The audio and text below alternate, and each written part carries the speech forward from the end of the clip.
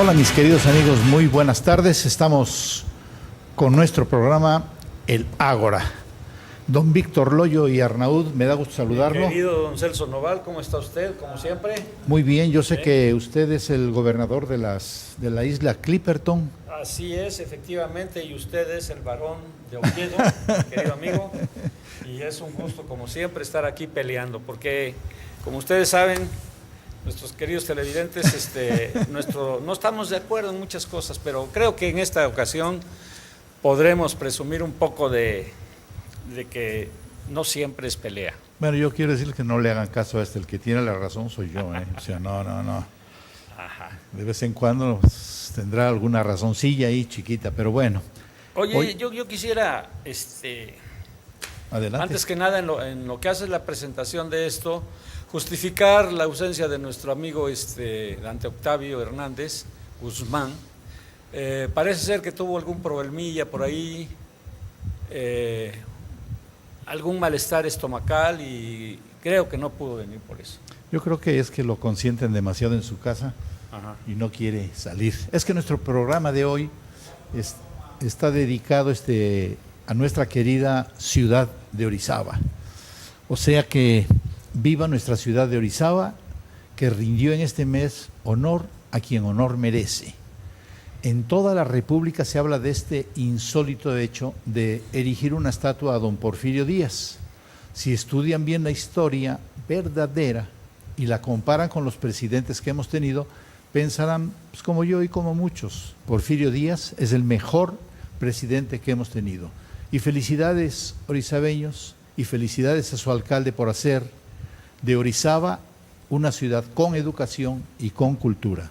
Espero que lo añadan a la entrada de Orizaba, ciudad con educación, claro, y ciudad con cultura. Mira, debo decirte, entre otras cosas, porque últimamente ha habido por ahí unos personajes ávidos de protagonismo que se empeñan en hablar mal de nuestro querido expresidente de México, don Porfirio Díaz. Y resulta que son, por ejemplo, este señor, acaba de andar ahorita, Fernández Larroña. Ah, sí. No sé si lo conoces. Sí, lo conozco, persona. Sí. Este señor Fernández Larroña que dice que nuestro alcalde era un ignorante por haber puesto la estatua de don Porfirio Díaz. Y quiero decirle yo, pues mira, de ignorantes a ignorantes, porque lo conocemos a él, sí, la que Larroña, sí. Tipo lo impulsó mucho Dolores Padierna y el honrado de René Bejarano, el de las ligas, ¿te acuerdas? Sí, de las ligas, sí. Ese que amarraba los billetes. Los billetes y que todo México a nivel nacional vimos cómo se embolsó esos billetes. Con qué rapidez. Y a pesar de los años sigue ahí en el Senado, sí. Él y su mujer. Bueno, él y el otro atarantado. Nada más imagínate, si estos no soportaron a Larroña y lo mandaron al PT, que ahora él, con qué desfachatez dice que el pueblo tiene temor a expresarse. Él se dice el pueblo. Un tipo que ni siquiera pudo juntar a la gente necesaria para sostener a su partido, porque ya no existe. Sí, ya no existe. Ya no existe su partido. Sí. Entonces, ¿cómo se puede llamar el pueblo un tipo que ni siquiera tiene convocatoria para sostener el mínimo número de gentes que conforman su partido? Sí, es uno del pueblo, pero no es el pueblo. No, es que ni siquiera es del pueblo. Oye, y por ahí otro idiotita, por ahí hay... No sé qué anda por ahí de hocicón, que creo que se llama Plinio o algo así, ni la pena vale recordar su nombre. También habla en contra, pero también es parte de ese partido que existió alguna vez que se llamaba PT. Bueno, hablando precisamente de los del PRD, que no me acuerdo ahorita el nombre del otro imbécil senador, que Juan Bueno fue a exponer lo de los tratados de Córdoba, que un presidente de la República a los 100 años vino a festejar los tratados de Córdoba y este imbécil dijo que era una taradez celebrar esos tratados, que se la tengo preparada porque ya mandamos una carta al Senado de la República para que se vuelva a tratar el asunto de los tratados de Córdoba.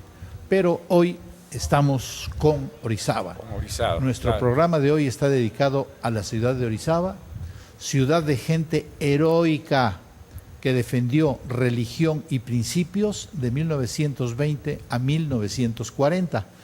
Y para explicar esto, hoy teníamos precisamente una entrevista con Dante Octavio, pero yo creo que se enfermó porque no vino, ¿eh? Sí, y publicó este libro, Víctor, perdón, publicó me este habían libro. dicho que estaba con diarrea.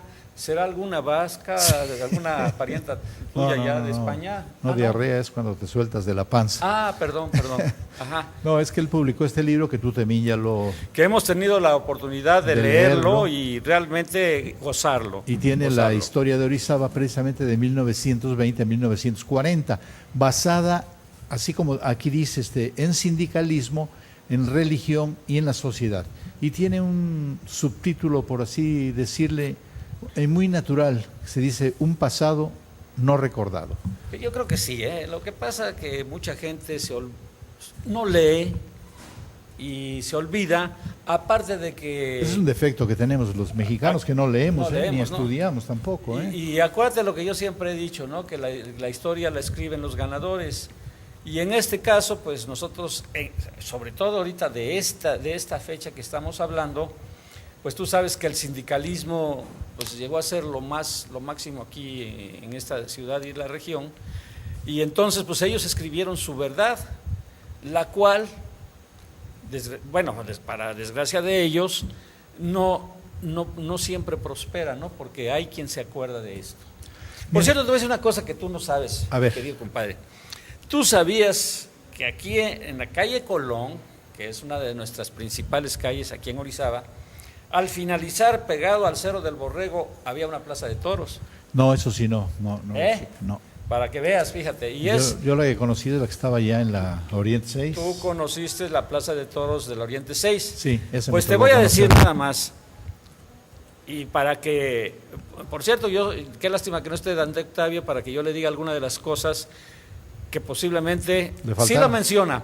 Sí lo menciona, pero de ahí pudo haber sacado cosas muy interesantes con respecto a estos sucesos de Orizaba. Oye, resulta... Espérame, vámonos a un corte comercial, porque ya se fue el tiempo, si no luego nos regañan. Vamos a un corte comercial y ahorita regresamos, amigos, con el tema dedicado a la ciudad de Orizaba. Corte comercial. Ahora están pendejos estos chinos. Creo que tú te...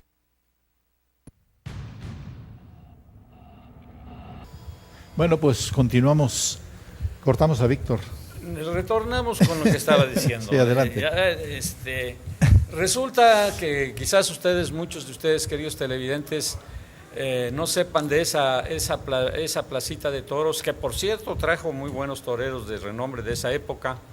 El dueño de esa placita de toros era un hacendado tlaxcalteca que vino a radicar aquí en la región, sobre todo en el área de Nogales. Se llamaba don José Pimentel. Por alguna razón, don José Pimentel, no por alguna razón, afortunadamente para mí, he tenido la oportunidad de gozar de la amistad de don Rodolfo Pimentel, hijo de don José Pimentel, y este señor, que por un problema de osteomielitis sufrió mucho en la infancia, entonces se convirtió en el consentido de su padre, y este señor tuvo la oportunidad de convivir en muchas cosas, inclusive de la política moderna. Me ha platicado por qué, por ejemplo, Melesio Cortés de la Huerta, siendo mendocino, vino a gobernar Orizaba, por qué Xochigua, por ahí, alguna vez se los va a mencionar, si podemos, ni siquiera sabía leer y andaba por allá por Tecamalucan, por ahí cultivando berros, y también lo trajeron por acá. Bueno, resulta que este señor siempre tuvo la oportunidad de platicarme, don Rodolfo Pimentel, e invito a cualquiera que nos acompañe un día allá en el Palacio de Hierro, en los corredores, donde solemos tomar café todos los días, a que lo escuchen, porque él siempre dice, la historia que yo sé de la región es la historia que vi a través de los ojos de mi padre y a través de lo que yo viví. Y de veras, yo muchas de las cosas que dice Dante Octavio, que no se las refuto, se las podría yo complementar con historias sobre esto. Fíjate que te voy a decir una cosa, a lo mejor hasta te va a dar risa. A ver. Sí. Una de las heroínas de del sindicalismo cuando nos acusaron a don Porfirio de asesinar aquí a las gentes de Río Blanco, Sí. fue una teporocha que se llamaba Lucrecia Toriz. Esta actualmente es heroína de la causa obrera, porque murió durante los sucesos estos de 1907, ¿no? Resulta que esta teporochita, que siempre estaba tirada, cuando no estaba tirada por ebria, estaba tirada porque tenía un teporocho encima. Ah, su madre, pues que era prostituta o qué, tú. Bueno, mira, no te quiero decir esto, pero la señora no le gustaba usar calzones. Ay, Dios ¿sí? mío santo. Y cuando los usaba, se los quitaba más que una prostituta. Ahorita que hablaste es con piojos en el pubis. Pero no me vais a decir que tiene algo. No, espérame, yo nomás te digo. Pero resulta que esta señora le gustaba tanto el borlote que cuando vio la marcha se sumó a ellos porque pues ya sabía que era pachanga y que se iba a echar sus alcoholes. Y resulta que se le atraviesan por ahí las balas y muere. Y ahora en toda la región tenemos kinders con Kinder Lucrecia Toriz. Y les digo nuevamente, si alguien se siente ofendido por lo que estoy diciendo, los invito a que conozcan a don Rodolfo Pimentel y les platique algo de estas cosas de la historia. Pero en fin, para no seguir molestando a los héroes regionales, Sí, o sea. te voy a dejar que continúes y perdona. No, al contrario, estamos hablando de Orizaba y eso es parte de Orizaba. Historia, claro. A mí me tocó, yo leí el libro y me causó una muy grata impresión, por eso es que le pedí a Dante Octavio que compartiera con nosotros esta bellísima historia de nuestra ciudad. Lo bueno que ya la leímos tú y yo y ya podemos hablar, Sí, donde sí. sus habitantes fueron valientes y capaces para luchar contra un gobierno asesino, como fue y digo con toda confianza, el del presidente priista y masón de Plutarco Elías Calles. Y había un gobernador en ese tiempo, de estos hechos de Orizaba, había un gobernador veracruzano que era un pillo y un asesino también, Adalberto Tejeda. Por si les llegan a hablar bien de sepan que era un pillo y un asesino. No le crean la historia al gobierno que cuentan luego, como lo de la prostituta esa que ahora tienen escuelas a nombre de ella, pues ya ni la joroban. Esta batalla fue ganada por los orizabeños cuando llegó al poder el gobernador Miguel Alemán, que luego sería presidente de la República. Y estando aquí en Orizaba, porque vino a quererlos aplacar por lo que había pasado de que abrían las iglesias. Sí, yo creo que... Y rodearon el palacio y Sí. ahí mismo él dijo, paz, ya no vamos a tener problemas. permíteme, yo quisiera poner un poco en orden antes de que lleguemos y tenemos que regresar a este punto. Mira, Sí, resulta que Plutarco Elías Calles fue el que enunció la ley Calles, famosa, sí, en la cual determinó, fíjate nada más, según todos los revolucionarios, robo, perdón, revolucionarios, no, ¿cómo se dice? Revolucionarios, Sí, dicen que Porfirio Díaz era un tirano. Bueno, yo nomás te digo una cosa, mi querido Celso, sí, señor. explícame qué cosa o cómo le llama a un señor que quiere quitarle su creencia a todos los mexicanos. Un señor que dice, esto que piensan ustedes no sirve, porque creen en una cosa, en cuentos. Un señor que él determinó que Dios no existe y que dice, vamos a cerrar las iglesias. ¿Cómo le llamarías eso? No, vaya, estaba mal de la cabeza. Hay una cosa, está pero influenciado por los masones gringos. La masonería es enemiga de la Iglesia Católica. Que no le hagan al monje loco de que son amigos, no es cierto. Él estaba influenciado porque aquí lo mete a él la masonería de Estados Unidos. Claro, desde luego, pero El nada más dime único una cosa. que no dependía de los Estados Unidos fue precisamente don Porfirio Díaz. Ese sí no dependía de los gringos. Se lo supo llevar tranquilamente por su lado, pero su comercio se hacía mucho más barato y mucho mejor con franceses y con ingleses. Entonces, hasta que los gringos ya no pudieron con él, después fue que le arman la revolución. Claro, ahora, pero vuelvo a insistir. Son intereses de los gringos. Ahora, cierra las iglesias desde Benito Juárez. Desde Benito Juárez, el 98% de mexicanos eran católicos. A partir de Benito Juárez, Sí. acuérdate que empezó el problema cuando la iglesia sostuvo los hospitales, Sí. sostuvo las escuelas, Sí. y de repente llega Juárez y dice, no, al caramba, todo esto, la iglesia para su lado y lo demás para el gobierno. Así es. Ahora, pero vuelvo a insistir, y perdona que sea reiterativo, ¿cómo se le llama a una persona que le dice a todo su país, tú no puedes pensar así porque yo digo que no? Bueno, traidor a la patria. No, es que entonces esa gente se llena la boca diciendo que nuestro presidente Porfirio Díaz era un tirano, entonces ellos ¿qué son? No, Porfirio Díaz no fue un tirano no, que pero estudien. No, ellos son unos hijos de la mañana bien hechos, traidores a México. Oye, O sea, vendieron, sobre todo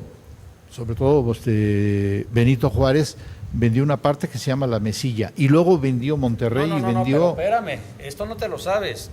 El que firmó la cesión de todo el norte de los Estados, de todo el norte de México que se quedó Estados Unidos, Sí. lo firmó Benito Juárez. Sí, lo firmó Él Benito fue Juárez. el que dijo, órale, no hay cohetes, Sí. ya de ustedes. Por eso te digo que Bueno. esa parte la vende y luego quiere vender hasta Monterrey y el Istmo de Tehuantepec lo quiere vender y Europa protesta y la Cámara de Diputados, de Senadores en Estados Unidos suspende la compra y Benito Juárez va a rogar, les da 3 meses de plazo para que lo piensen, porque el otro día me contestó un atarantado ahí por internet y me contesta, dice, es que el tratado Marlene Ocampo no se llevó a cabo. La traición estuvo hecha y no se llevó a cabo porque el Senado, con la presión que recibe de Europa, se echa para atrás el Senado de Estados Unidos. Pero todavía Juárez insiste en darles chance. más. Y había otra cosa que estaban peleando, que ya el Istmo de Tehuantepec lo había vendido Santana a los ingleses.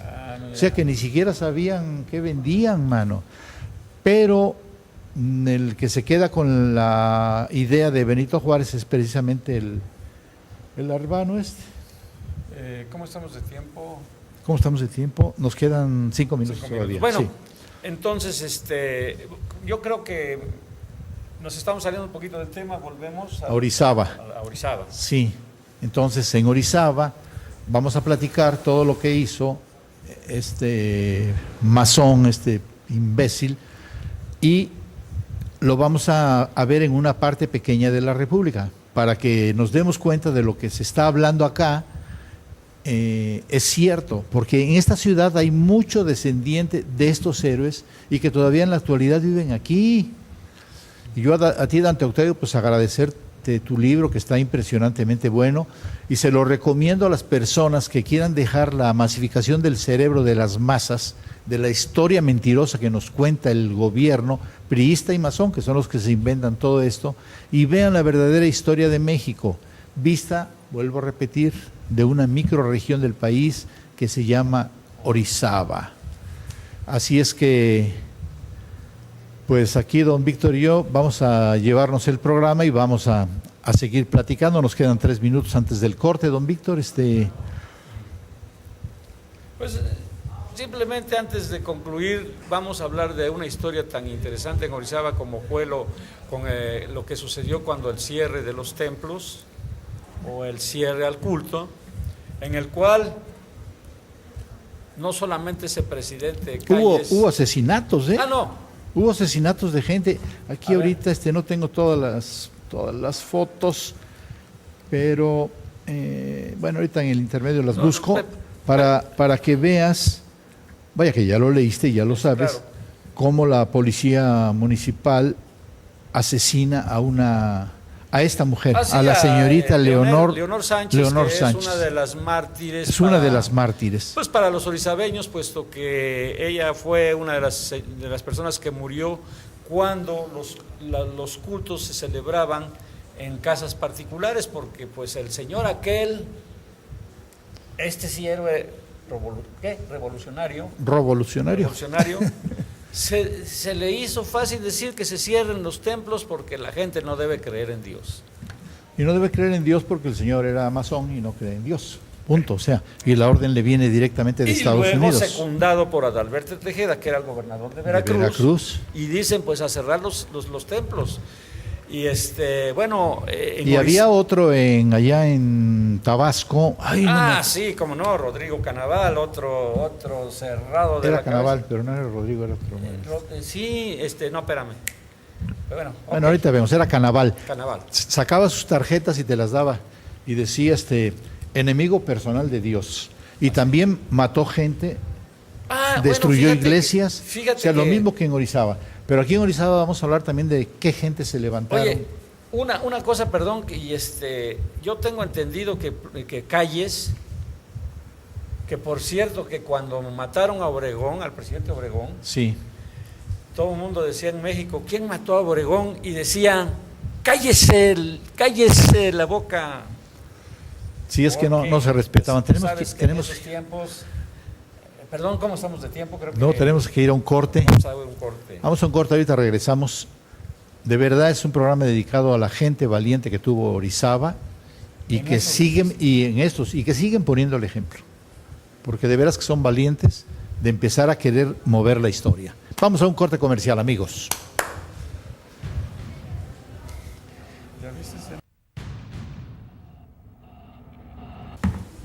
Ahí empieza ya, ¿verdad? Ya estamos al aire, ¿verdad? Pues continuando con nuestro querido programa dedicado a la ciudad de Orizaba en esa época heroica y volviendo a repetir, priista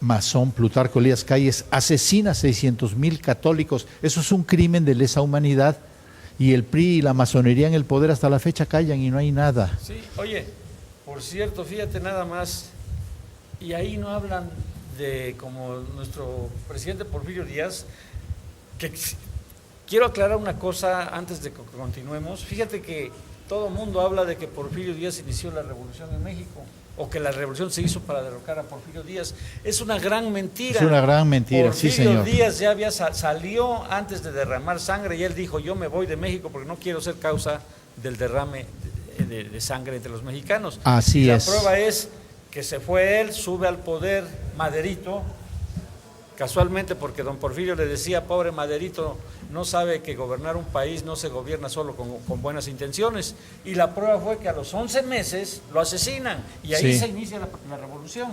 Sí, y empiezan a asesinar y asesinar y asesinar gentes. Es una bola de asesinatos a todo, ¿no? Bueno, hasta que llegamos a este penoso suceso que en la parte en Orizaba nos impactó mucho por el cierre de los cultos con Plutarco Elías Calles y Adalberto Tejeda en Veracruz como gobernador. Así es, este conflicto religioso de 1926 a 1929, como toda gran revuelta con aspectos políticos y sociales, es una guerra civil y no aparece como tal en la historia de México. O sea, por favor, lean bien para que no los agarren de tarados, porque son puras mentiras. El asesino de gran calibre y pillo de 7 suelas en Veracruz, Adalberto Tejeda, y en Tabasco era Tomás Garrido. Tomás Garrido Canaval. Te digo que ponían sus tarjetas, acérrimo enemigo de Dios, o sea, era un soberano ignorante, además creador de las camisas rojas, que hoy el PRI sigue con lo mismo. Sobre todo en el estado de Veracruz, Sí, sin el menor decoro y con Fidel Herrera más todavía. También Guadalupe es uno en Guadalajara. Por cierto, creo que ahorita que hablamos de ese señor, no era el suegro de Luis Echeverría. Exacto. Suegro del asesino mayor, o sea, todos una bola de asesinos. Uno en Guadalajara era el cacique. Y el asesino mayor que hemos tenido en las últimas fechas fue Luis Echeverría Álvarez. Aunque el problema se lo atribuyen al presidente Díaz Ordaz, sí. Y Díaz Ordaz asumió la responsabilidad, pero en realidad el que estaba tras todo este movimiento fue Luis Echeverría. Así es. En fin. Pues todos estos 4 gobernadores asesinaron católicos, destruyeron iglesias, cerraron y robaron escuelas y hospitales. Los católicos asesinados por estos son mexicanos. Y ya en el Plutarco en el apogeo del cisma, Plutarco quiso crear una iglesia nacional mexicana y sí, nombra sí, al Abad sí. Pérez como un papa mexicano. Un papa mexicano. Sí, y estalla la guerra Oye, cristera oye, el 15 de agosto del qué 26. Curioso. Primero quiere cerrar Una iglesia una iglesia católica y luego quiere hacer otra iglesia. católica mexicana con un papa mexicano. Sí, fin. no. Yo aquí también quiero hablar de alguien que llegué a conocer, que es el padre Rúa.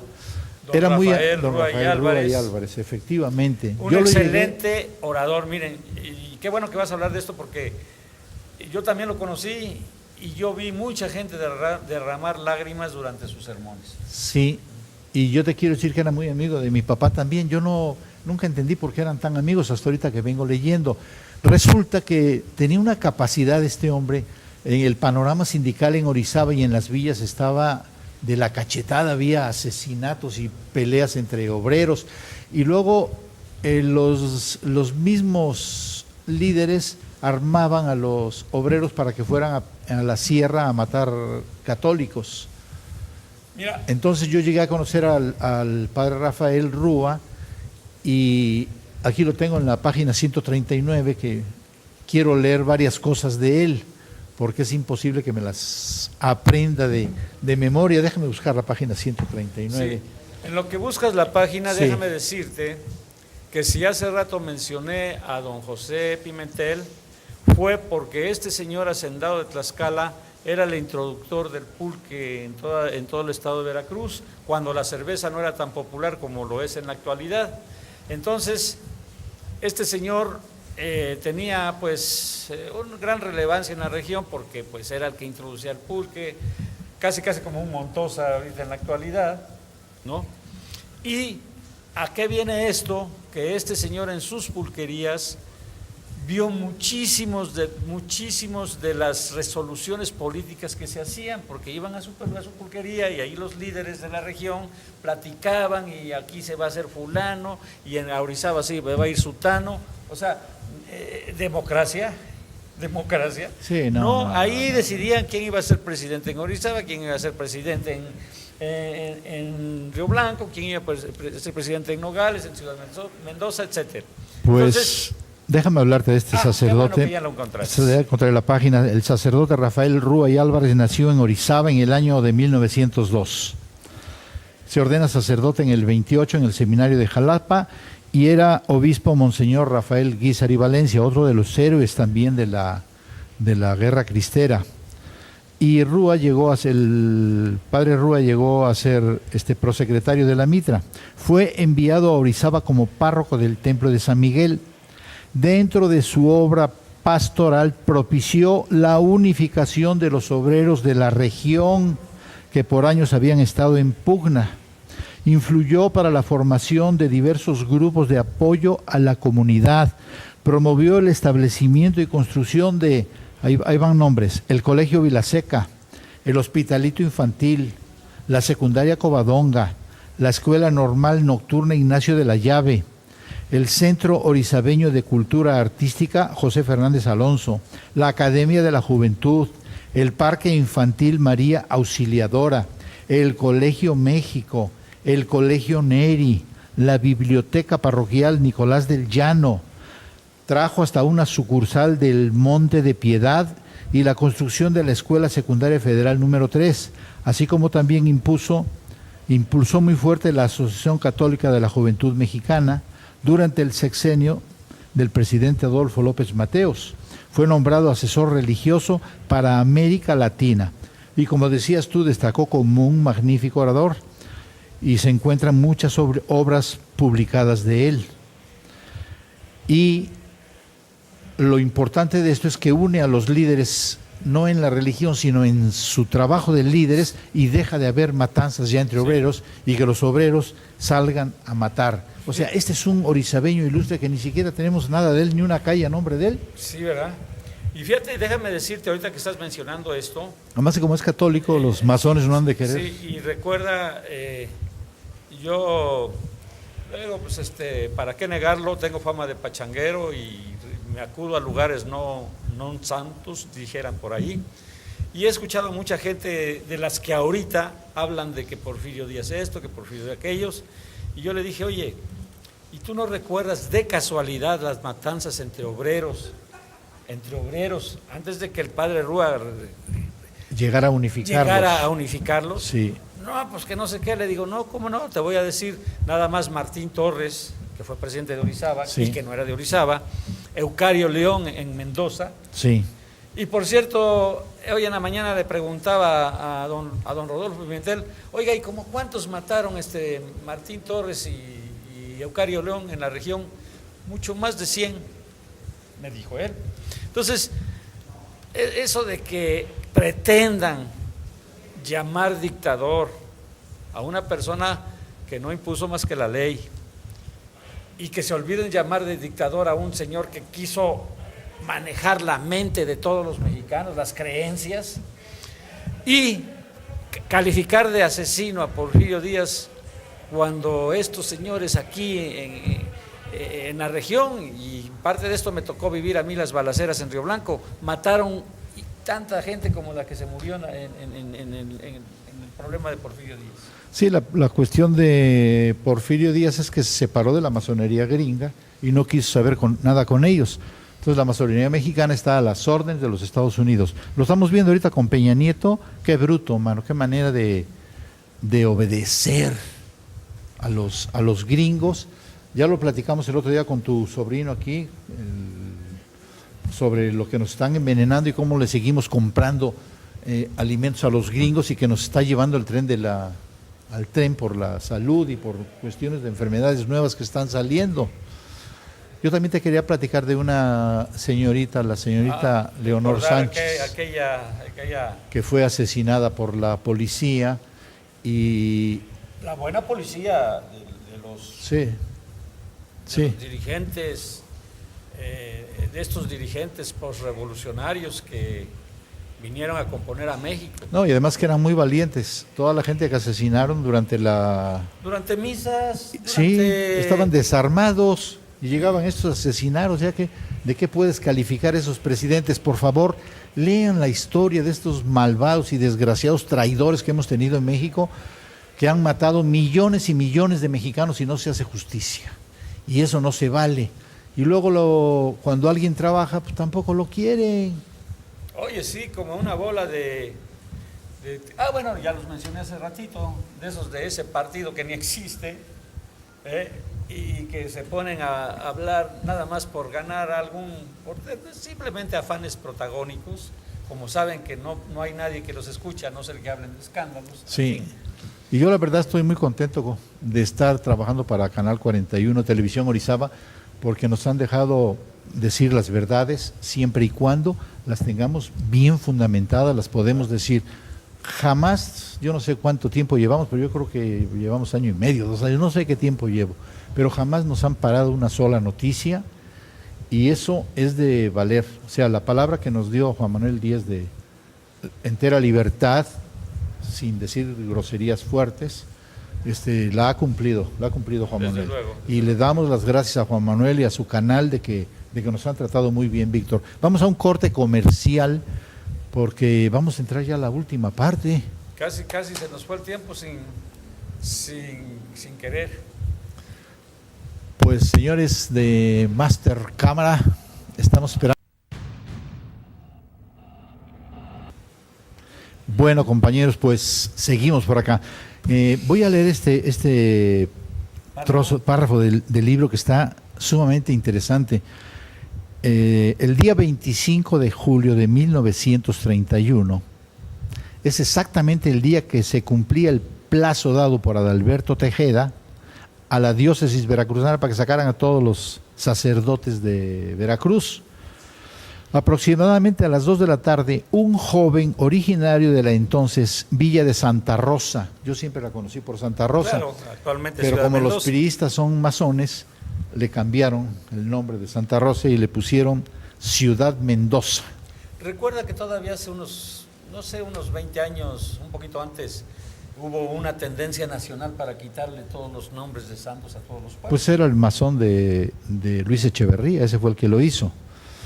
Entonces, un joven originario entonces de la villa de Santa Rosa, de nombre José Manuel Ramírez, intentó asesinar al gobernador Tejeda en los pasillos del segundo piso del palacio.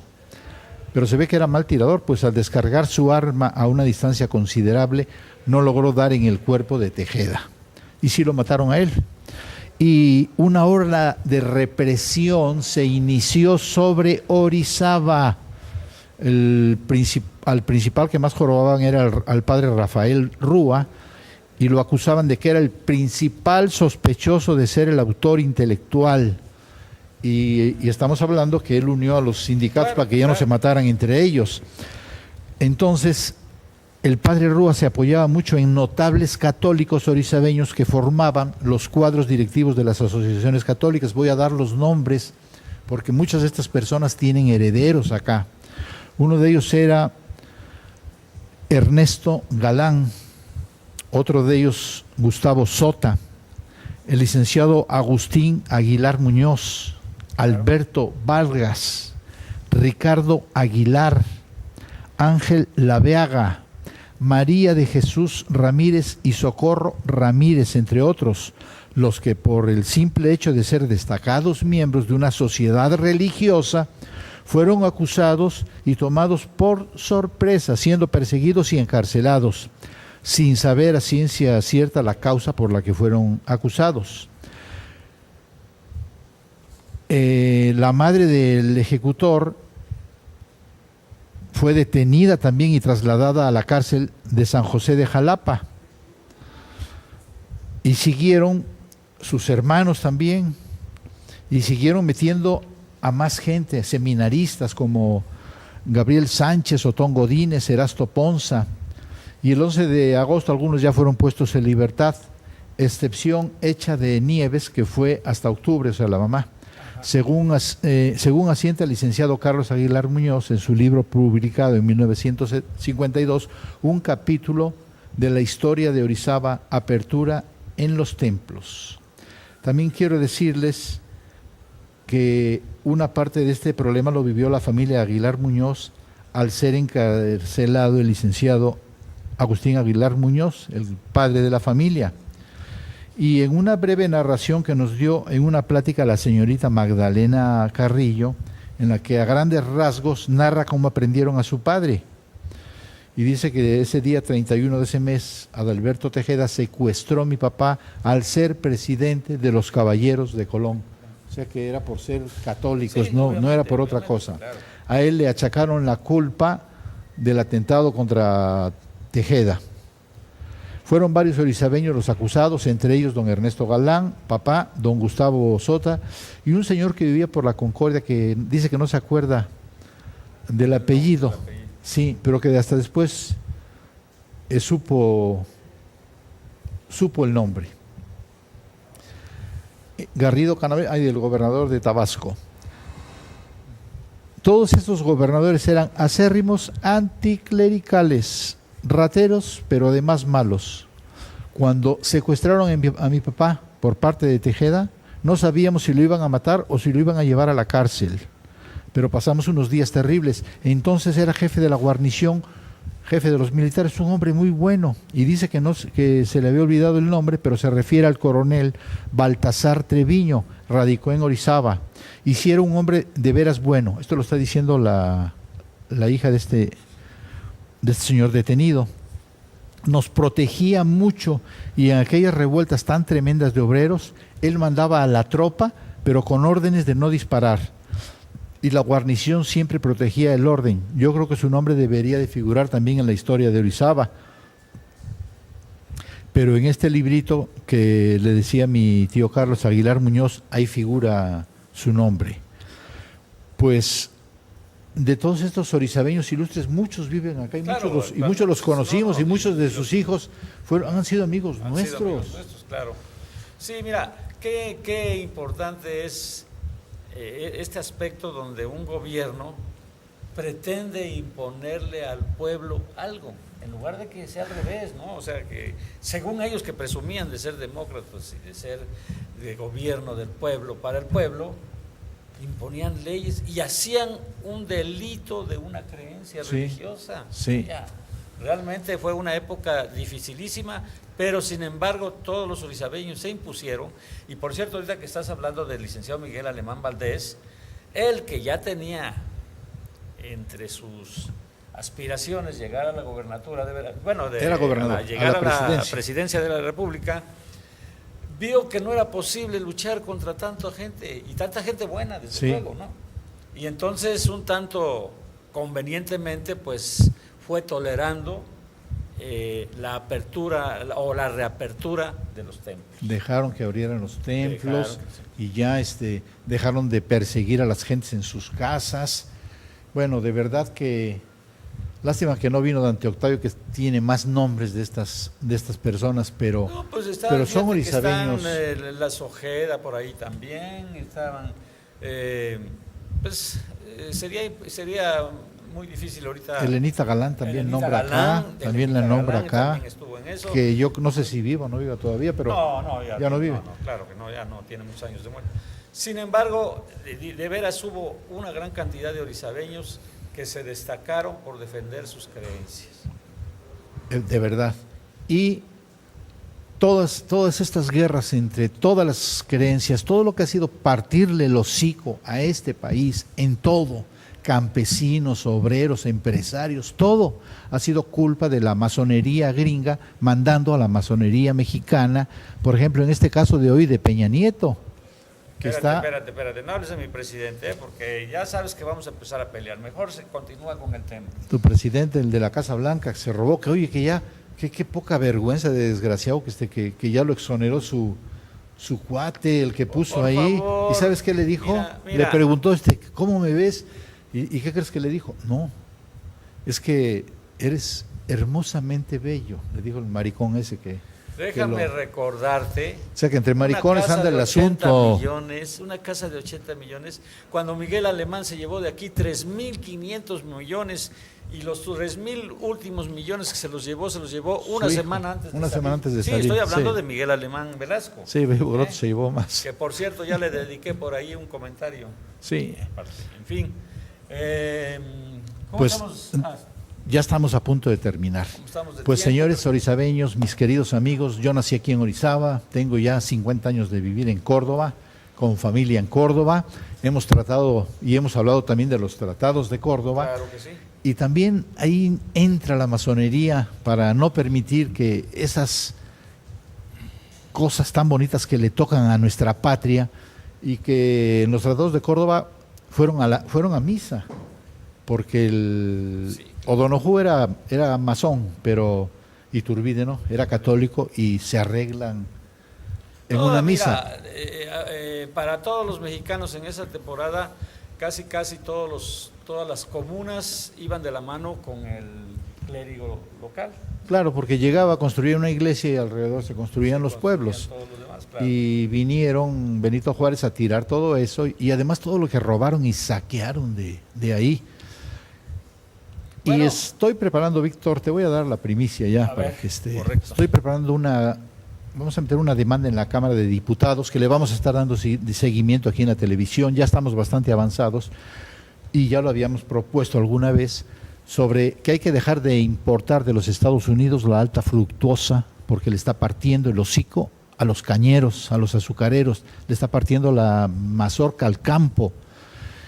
Y nada más con que dejen de importar la alta fructuosa, levantas a los cañeros y creas 2 millones de puestos de trabajo y levantas a la ciudad de Córdoba y a todos donde hay ingenios todos los levantas alrededores y no te cuesta un centavo, porque además la alta fructuosa es un veneno.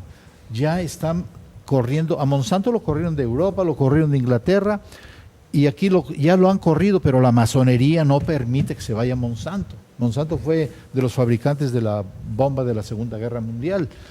Entonces se está tratando muy duro. Por cierto, hay que traer a tu sobrino un día para que nos platique de los venenos de Monsanto y todo eso. Don Víctor, ha sido un placer haber estado con usted. No, todo lo contrario, como siempre, ya lo sabes. Pero sí, yo nuevamente recordarles a todos los orizabeños que tuvimos una época difícil, una época de represión, pero que ningún orizabeño se dejó. No, eran orizabeños de huevos. Y volvemos otra vez a la temporada de orizabeños de huevos. Porque hoy estrena hasta balcón, tu querido alcalde, estrena balcón para el Día del Grito. Ah, claro. Y además tuvo la hombría de darle honor a quien honor merece. Una felicitación especial para él. Una felicitación especial para él.